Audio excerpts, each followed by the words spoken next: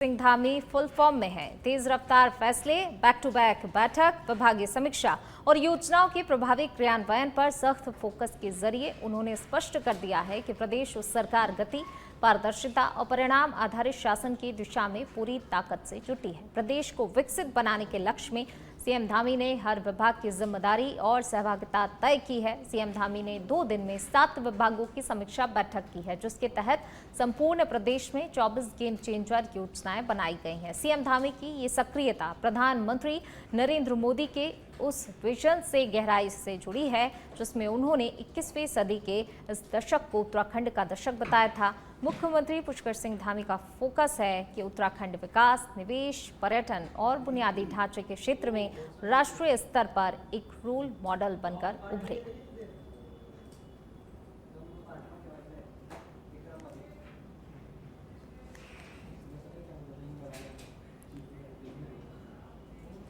चलिए बढ़ेंगे आगे, बात अगली खबर की। खबर देहरादून से है, जहां पर पूर्व मुख्यमंत्री हरीश रावत ने उपराष्ट्रपति जगदीप धनखड़ के इस्तीफे पर सवाल खड़े कर दिए हैं। उन्होंने कहा कि उपराष्ट्रपति धनखड़ के इस्तीफे की जो चर्चा हो रही है उसके पीछे का तात्पर्य कुछ और ही है। पूर्व मुख्यमंत्री हरीश रावत ने आगे कहा कि उन्होंने संसद में रहते हुए जगदीप धनखड़ के साथ समय व्यतीत किया है। उनका स्वभाव बहुत ही सरल और विनम्र है। रावत ने आगे कहा कि आज सिर्फ स्वास्थ्य कारण उनके इस्तीफे की वजह नहीं है, बल्कि जो समझ आ रहा है वह बिहार की राजनीति तक इस्तीफे की वजह मानी जा रही है। श्री जगदीप धनखड़ जी का इस्तीफा, उसकी आकस्मिकता और समय का चयन दोनों कई तरीके के सवाल खड़े कर रहा है। मैं जितना सी जगदीप धनखड़ जी को जानता हूँ, चंद्रशेखर जी के प्रधानमंत्रित्व काल में वो संसदीय कार्य का काम देखते थे। मैं उस समय पार्टी का व्हिप था, तो बहुत हमारा आपस में इंटरेक्शन रहा है। वो एक संघर्षशील जुझारू व्यक्ति थे। स्वास्थ्य के कारणों से ऐसे व्यक्ति ऐसे समय में जब संसद का सत्र चल रहा हो और प्रधानमंत्री जी किसी विदेश यात्रा पर जाने वाले हों तो वो त्यागपत्र नहीं देते। चलिए बढ़ेंगे आगे, बात अगली खबर की। रुद्रपुर के शिवपुर गांव में आयोजित एक चुनावी जनसभा के दौरान रुद्रपुर विधायक ने अमिता विश्वास के समर्थन में प्रचार करते हुए पूर्व विधायक राजकुमार ठुकराल पर तीखा हमला बोला है। उन्होंने ठुकराल को नौटंकीबाज करार दिया है और कहा कि विधायक रहते हुए उन्होंने क्षेत्र में कोई ठोस कार्य नहीं किया है। विधायक ने जनता से अपील की है कि वे अमिता विश्वास को अपना समर्थन दें और उनके चुनाव चिन्ह उगते हुए सूरज पर अपना वोट डालें। उन्होंने कहा कि अमिता विश्वास क्षेत्र की एक समर्पित और कर्मठ प्रत्याशी हैं। सभा में भारी संख्या में लोग भी मौजूद रहे।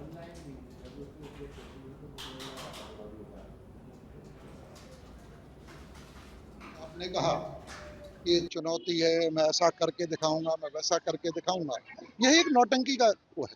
मैं विधायक हूँ, मैं प्रचार कर रहा हूँ, बड़े विश्वास का प्रचार कर। मुझे पता है खानपुर पूर्व की जनता प्रचंड बहुमत के भारतीय जनता पार्टी के प्रत्याशी थे। वो तो 3.5-4 साल से पता नहीं कैसे कैसे चुनाव जिता रहे थे और आज तक कोई चुनाव नहीं जिता पाए।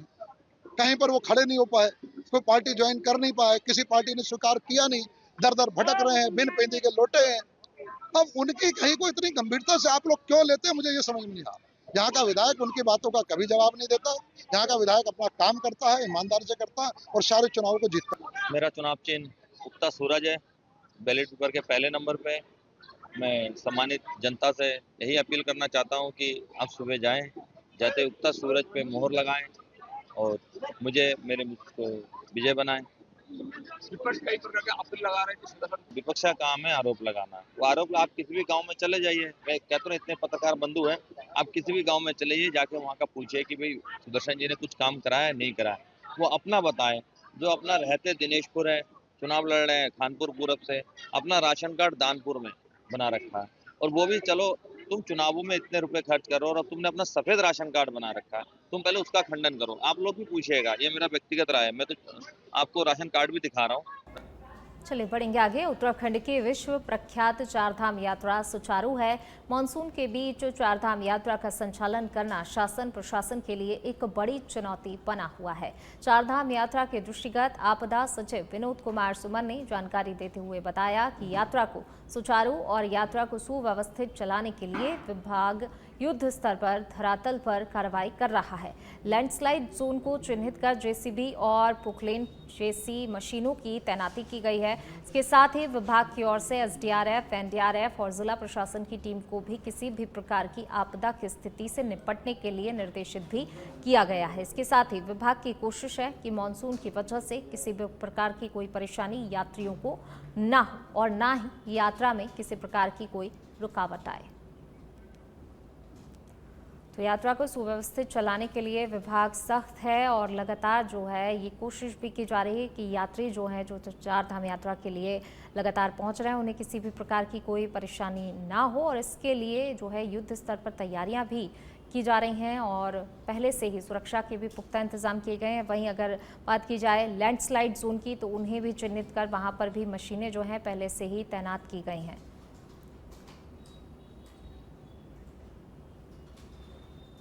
भी रास्ता बंद हो रहा है, सब जगह टीमें तैनात हैं, मशीनें तैनात हैं। रास्ते को त्वरित गति से खोलने का काम किया जा रहा है। पूरे प्रदेश में बरसात जारी है, एक दो जगह को छोड़कर, और भारी से भारी वर्षा हो रही है। फिलहाल सभी जगह स्थिति सामान्य है।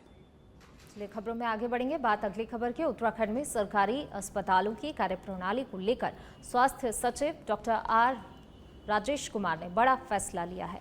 पहाड़ी क्षेत्रों के अस्पताल मामूली शिकायतों में भी मरीजों को बड़े अस्पतालों में रेफर कर देते हैं, जिससे न केवल मरीज और उनके परिजन परेशान होते हैं बल्कि राज्य की स्वास्थ्य व्यवस्था पर भी अतिरिक्त दबाव पड़ता है। अब इस पर उत्तराखंड सरकार ने सरकारी अस्पतालों में मरीजों के इलाज और सुविधाओं को बेहतर बनाने के लिए कई महत्वपूर्ण निर्णय लिए हैं। स्वास्थ्य सचिव डॉक्टर आर राजेश कुमार ने बताया कि सरकारी अस्पतालों से मरीजों को रेफर करने पर अब अधिकारियों की जवाबदेही तय होगी। इसके लिए जल्द ही मानक प्रचलन प्रक्रिया तैयार की जाएगी।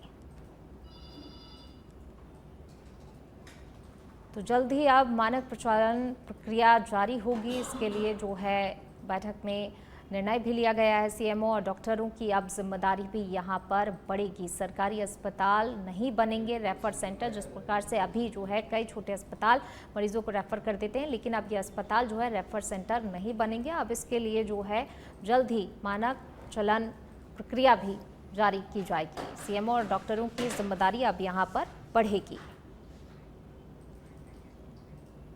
मुख्य सचिव महोदय द्वारा भी इंस्ट्रक्शंस दिए गए हैं कि अनावश्यक रूप से रेफरल्स नहीं होने चाहिए, जबकि डिस्ट्रिक्ट हॉस्पिटल और सब डिस्ट्रिक्ट हॉस्पिटल जो सेकेंडरी केयर के सेंटर्स हैं उनमें सभी सुविधाएं पर्याप्त रूप से उपलब्ध हैं, चाहे वो सीटी मशीन हो, चाहे वो अल्ट्रासाउंड हो, एक्सरे हो, किसी भी प्रकार का इक्विपमेंट, और स्पेशलिस्ट की भी कोई कमी नहीं है। हालांकि ओवरऑल स्टेट में लगभग 58% स्पेशलिस्ट की कमी है, जिसको हम पूरा करने की भी कोशिश कर रहे हैं।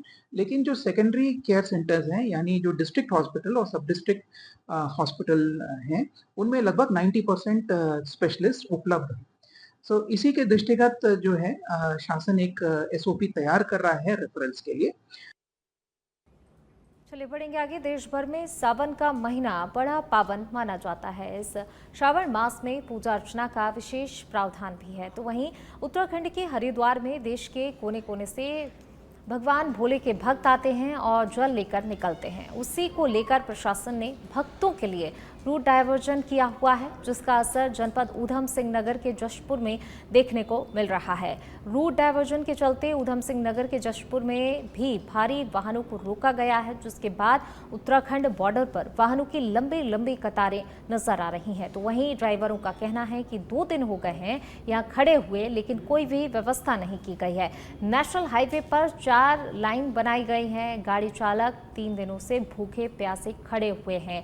वहीं कांवड़ यात्रा को लेकर जसपुर विधायक आदेश चौहान ने सरकार को घेरते हुए कहा कि त्योहार का सबको पता रहता है, सरकार को पहले से ध्यान रखना चाहिए था।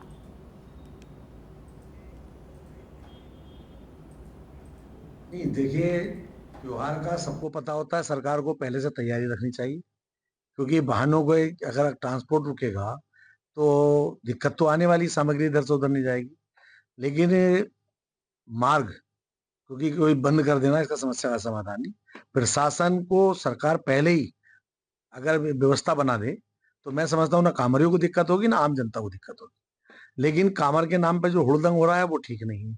आपने आजकल वीडियो देखी होंगी, हरिद्वार में बहुत हुड़दंग काट रहे हैं, क्योंकि धर्म के नाम पर कोई भी हुड़दंग हो, कोई भी बर्दाश्त नहीं कर। हमको बहुत दिक्कत आ रही है जी, परसों के खड़े हुए हैं, ना कोई खाना है ना कोई पानी है, कुछ नहीं मिल रहा है। इधर गाड़ी लगाते हैं साइड में तो रात को डीजल चोरी हो जाता है, तो क्या करें, हमको छोड़ा जाए, हमारी तो ये रिक्वेस्ट है। हम इधर बॉर्डर पे खड़े हैं, उत्तराखंड वाले बॉर्डर पे हैं जी, तो हमारी रिक्वेस्ट है, हम प्रशासन से हमारी रिक्वेस्ट है कि हमारी बात सुनी जाए, हमको छोड़ा जाए। हमने पंजाब जाना है, अपने घर जाना है, हमको सारा परिवार उड़ीक रहा है। आज से 3-4 दिन हो गए इधर फंसे हुए, गाड़ी की किस्तें हैं, क्या करे। ਵੀਰ ਜੀ ਸਾਨੂੰ ਇੱਥੇ ਤਕਰੀਬਨ 2 ਦਿਨ ਹੋਏ ਖੜਿਆਂ ਨੂੰ, ਉਰੇ ਕੋਈ ਜਗ੍ਹਾ ਵਾਸਤਾ ਉਰੇ ਕੋਈ ਨਹੀਂ ਹੈਗੀ। ਇਹ ਜਿਹੜੇ ਕਾਬੜ ਵਾਲੇ ਨੇ ਇੱਧਰਲੇ ਰੋਡ ਪਰ ਵੀ ਚੱਲਦੇ ਨੇ, ਉੱਧਰਲੇ ਰੋਡ ਪਰ ਵੀ ਚੱਲਦੇ ਨੇ, ਜਦ ਕਿ ਇਹ ਇੱਕ ਰੋਡ ਹੁਣ ਡਬਲ ਬਣਾਇਆ ਵਾ ਇਹਨਾਂ ਨੇ, 6 ਮਾਰਗਾ ਬਣਾਇਆ ਵਾ। ਇਹਨਾਂ ਨੂੰ ਇੱਕ ਮਾਰਗ ਉਹਨਾਂ ਨੂੰ ਛੱਡ ਦੇਣਾ ਚਾਹੀਦਾ। ਗੱਡੀਆਂ ਨੂੰ ਕਿਉਂ ਪਰੇਸ਼ਾਨ ਕਰ 3-3 ਦਿਨ ਤੇ ਬਿਨਾਂ ਭੁੱਖੇ ਬੰਦੇ ਇੱਥੇ ਆ। ਕੋਈ ਬੰਦਾ ਤਾਂ ਹੁਣ ਸਿੱਧਾ ਖਾਣਾ ਬਣਾਉਨੇ ਆ, ਕਈ ਬੰਦੇ ਬਿਨਾਂ ਖਾਣੇ ਤੇ ਉੱਕਣੇ ਵਿਚਾਰੇ ਭੁੱਖੇ ਮਰਦੇ ਨੇ ਗੱਡੀਆਂ ਦੇ ਵਿੱਚ, ਉਹਨਾਂ ਦਾ ਬਹੁਤ बुरा हाल है।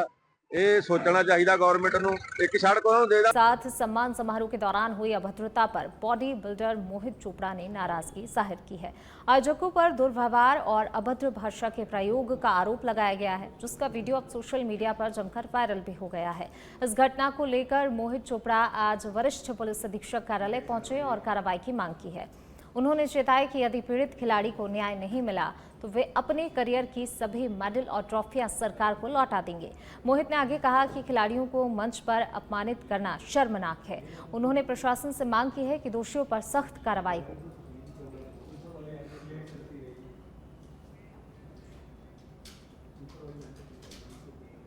चलिए बढ़ेंगे आगे। प्रदेश में पंचायत चुनाव को लेकर भाजपा ने अपनी पूरी ताकत झोंक दी है। पहले चरण के प्रचार में पार्टी के अधिकृत प्रत्याशियों ने कोई कोर कसर नहीं छोड़ी है और कार्यकर्ताओं ने भी उन्हें भरपूर सहयोग दिया है। भाजपा को पूरा भरोसा है कि 24 जुलाई को पहले चरण के मतदान से ही ये स्पष्ट हो जाएगा कि जनता एक बार फिर भाजपा के पक्ष में खड़ी हुई है। तो वहीं 28 तारीख को होने वाले दूसरे चरण के लिए भी कार्यकर्ता पूरी तैयारी में जुटे हुए हैं और सरकार की योजनाओं को गांव-गांव तक पहुंचाकर लाभ दिलाने का कार्य कर रहे हैं। वहीं प्रदेश प्रवक्ता भाजपा कमलेश रमन ने कहा कि भाजपा की रीति नीति, नियत और नेतृत्व पर जनता को पूरा भरोसा है और पंचायत चुनाव में पार्टी एक बार फिर से भारी जीत दर्ज कर प्रदेश में अपना परचम लहराएगी।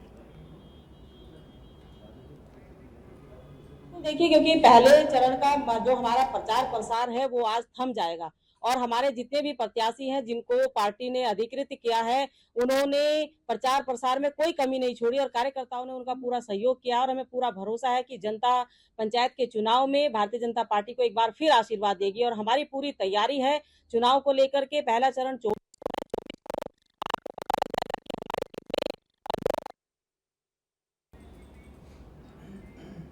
बरीराइज जिला पंचायत सदस्य सीट पर दिलचस्प मुकाबला होने जा रहा है। चुनाव प्रचार के अंतिम दिन सभी प्रत्याशियों ने अपना दमखम दिखाने में कोई कोर कसर नहीं छोड़ी है। इस बीच बरीराइज जिला पंचायत सीट से भाजपा के बागी उम्मीदवार रेखा देवी के पति कैलाश शर्मा ने भाजपा एवं क्षेत्रीय विधायक पर कई गंभीर आरोप लगाए। उन्होंने कहा कि भाजपा हिंदू हित की बात करती है, उधर बंगाली समुदाय को बरगलाते हुए मुस्लिम समाज के लिए भड़काती है।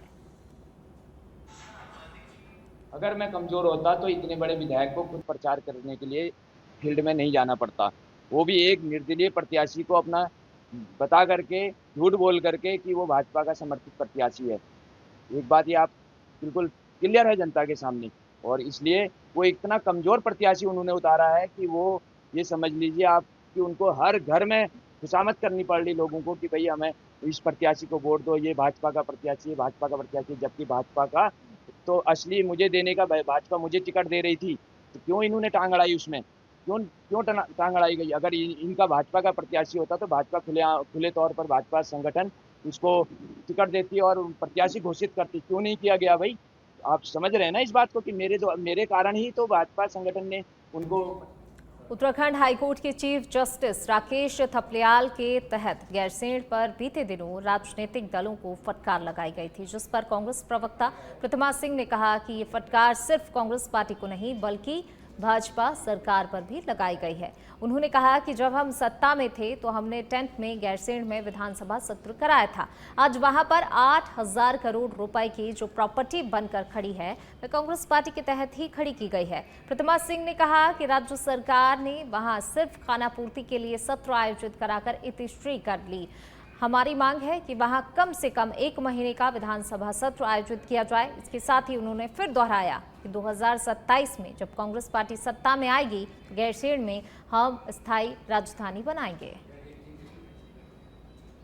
पार्टी जो है 2017 से ये बात कह रही है कि अगर दोबारा हमारी सरकार उस वक्त आ जाती तो आज गैरसैंण हमारी स्थायी राजधानी होती, क्योंकि हमारा वो प्रदेश देवभूमि जहाँ पर जहाँ पे लोगों का रोया तक कर्ज में डूबा हुआ है, वहाँ पे 2 राजधानियों का खर्च का वहन जनता पे डालना मुझे लगता है ये एक न्याय संगत निर्णय नहीं है। और बिल्कुल मैं कहना चाहूँगी कि जिस तरीके से हाईकोर्ट के जज ने अपनी टिप्पणी की है वो बड़ी सख्त टिप्पणी है कि बिल्कुल उन्होंने सही कहा कि 8,000 करोड़ से ज़्यादा का वहाँ पे इंफ्रास्ट्रक्चर है और सारा विधानसभा रेडी है, डिजिटल रेडी है। क्योंकि अगर मैं रितु खंडूरी जी की बात करूँ तो पिछले सेशन के ड्यूरेशन में उन्होंने ये बात कही। चलिए बढ़ेंगे आगे। बात अगली खबर की। संसद के मानसून सत्र से ठीक पहले समाजवादी पार्टी के सांसदों के तहत मस्जिद में बैठकर की गई रणनीतिक बैठक को लेकर अब सियासत गर्मा गई है। इस पर भारतीय जनता पार्टी के वरिष्ठ नेता और उत्तराखंड वक्फ बोर्ड के अध्यक्ष शादाब शम्स ने कड़ा ऐतराज जताते हुए विपक्ष पर सीधा हमला बोला है। वक्फ बोर्ड अध्यक्ष शादाब ने कहा कि अब विपक्षी दलों में राजनीति का स्तर गिरने लगा है। विपक्षी दल मस्जिदों में बैठकर राजनीति करने लगे हैं, जो कि बेहद ही दुर्भाग्यपूर्ण है। मस्जिद इबादत की जगह है, ना कि राजनीतिक रणनीति का कोई अड्डा है। उन्होंने इस कृत्य को धार्मिक स्थलों की गरिमा के खिलाफ बताया है। की राजनीति इतनी निचले स्तर पर पहुंच जाएगी हमने सोचा नहीं था। जहां एक तरफ पार्लियामेंट का सेशन प्रारंभ हो रहा है, वहीं अखिलेश यादव अपने सांसदों के साथ मस्जिद जो पार्लियामेंट के अंदर है उसके अंदर बैठकर अपनी पॉलिटिकल मीटिंग कर रहे हैं। अब क्या अखिलेश यादव पार्लियामेंट की मस्जिद को अपनी पार्टी का हेडक्वार्टर समझ रहे हैं या उन्होंने अपना हेडक्वार्टर बना लिया है? उबैदुल्ला नदवी, धर्मेंद्र यादव, अखिलेश यादव जी, बर्क साहब, तमाम सांसद जिस तरह से फोटो सामने आए हैं और उसमें उनके नेता झूठ ट्वीट कर रहे हैं और ये कह रहे हैं कि हम उबैदुल्ला नदवी के घर पर बैठे थे। और अब खबर पौड़ी से है, जहां पर वीरचंद्र सिंह गढ़वाल राजकीय आयुर्विज्ञान शोध संस्थान मेडिकल कॉलेज में पीजी प्रथम वर्ष की छात्रा आकृति श्रेया ने छात्रावास के कमरे में पंखे से लटककर आत्महत्या कर ली। बताया जा रहा है कि आकृति झारखंड के रांची की रहने वाली थी और पटना से एमबीबीएस करने के बाद श्रीनगर मेडिकल कॉलेज से एनाटॉमी में पीजी कर रही थी। मेडिकल कॉलेज के अलखनंदा छात्रावास में कार्यरत कर्मचारियों के मुताबिक रविवार रात करीब 9 से 10 बजे के बीच आकृति हॉस्टल के कॉरिडोर में नजर आई थी।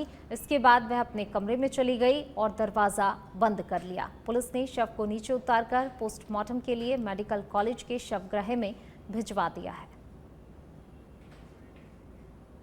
मेडिकल कॉलेज की एक छात्रा के द्वारा 21 जुलाई को सुसाइड करने का एक प्रकरण प्रकाश में आया था, जिसमें मौके पर पुलिस की टीम और एफएसएल की टीम को भेजा गया और मौके पे जो भी साक्ष्य वहाँ पर हैं उनको एकत्रित किया गया है। पुलिस टीम्स के द्वारा पंचायतनामा करने के उपरांत पैनल के द्वारा पोस्टमार्टम करवाने की कार्रवाई करवाई जा रही है और इस प्रकरण में पुलिस के द्वारा गहनता से जांच करवाई जा रही है। जो भी इसमें तथ्य प्रकाश है। चलिए बढ़ेंगे आगे। सावन के पावन महीने में इस वक्त उत्तराखंड में कांवड़ यात्रा चल रही है, जो कि अपने अंतिम दौर में है। इस दौरान कांवड़िए गंगा जल लेकर अपने अपने गंतव्य की ओर जा रहे हैं। तो वहीं इसी बीच देहरादून शहर के भीतर ट्रैफिक व्यवस्था को सुसज्जित रूप से चलाने के लिए कांवड़ियों का शहर के भीतर प्रवेश पूरी तरह से वर्जित था, जिसके चलते मुख्य रूटों से ही यानी कि ISBT, रिस्पना और विकास नगर क्षेत्रों से ही कांवड़ियों को आवागमन करने की अनुमति थी। तो वहीं मसूरी का रूट भी पूरी तरह से प्रतिबंधित किया गया था।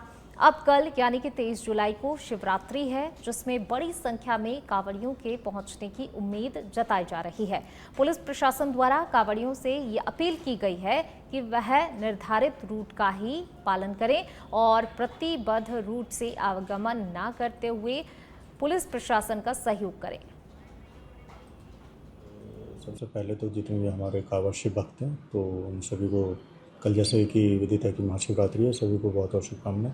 और जैसे कि आपने सवाल पूछा कि देहरादून में भी आप जैसे देख रहे होंगे कि जो हमारे कांवड़ शिव भक्त हैं, तो कुछ लोग तो वाया देहरादून ऋषिकेश और हरिद्वार जाते हैं और कुछ जो हैं उत्तरकाशी गौमुख या गंगोत्री साइड भी जाते हैं। तो उन दोनों रास्तों के लिए अलग अलग जो है वैकल्पिक मार्ग पुलिस के द्वारा बनाए गए हैं और सभी से ये अनुरोध किया गया है, जितने भी शिव भक्त यहाँ पे आ रहे थे कांवड़ शिव भक्त, कि भाई आप जिनको अगर गंगोत्री जाना है तो ISBT और नयागांव विकासनगर होते हुए जाएंगे, और साथ ही साथ अगर जिनको हरिद्वार ऋषिकेश साइड जाना है तो वो ISBT, कारगिल चौक, रिस्पना और डोईवाला से होते हुए आगे का अपना गंतव्य तक पहुँचेंगे। तो ये इस प्रकार की हमारे द्वारा जो फ्लैक्स भी लगाई गई थी और मेन पॉइंट्स पर पुलिस को भी तैनात किया गया था। उसमें हमारे सब इंस्पेक्टर्स भी लगे हुए थे, कांस्टेबल्स भी लगे हुए थे, PSC भी लगाई गई थी और जहाँ जहाँ जरूर समझी